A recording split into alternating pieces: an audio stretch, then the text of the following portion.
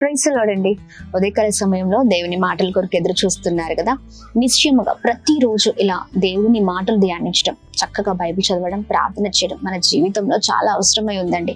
ఎప్పుడైతే వీటిలలో మనము చక్కగా ఉంటామో మన జీవితాలు చాలా ఆత్మీకంగా అభివృద్ధిలోనికి నడిపించబడతాయి. ప్రాముఖ్యంగా ఈ ఉదయం ప్రత్యేకంగా పరిశుద్ధ ఆత్మదేవుడు మనందరితో మాట్లాడుతున్న తన ప్రత్యేకింపబడిన మాటలు ద్వితీయోపదేశకాండం 28వ అధ్యాయం 11వ వచనం. నీకు సమృద్ధిగా మేలు కలగ చేయను. Praise the lord. అద్భుతకరమైన మాటలు కదండి. సమృద్ధిగా మేలు కలగ చేసే దేవుడై ఉన్నారు.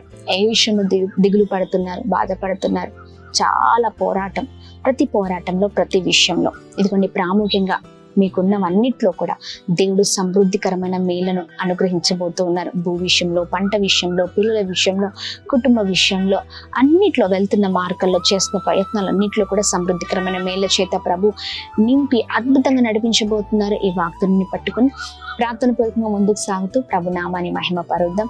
దిగులు పడకండి ఏంటి పరిస్థితి అని. ఖచ్చితంగా పరిస్థితులన్నీ కూడా దేవుడు మార్చివేయనే ఉన్నారు. Praise the Lord. God bless you all.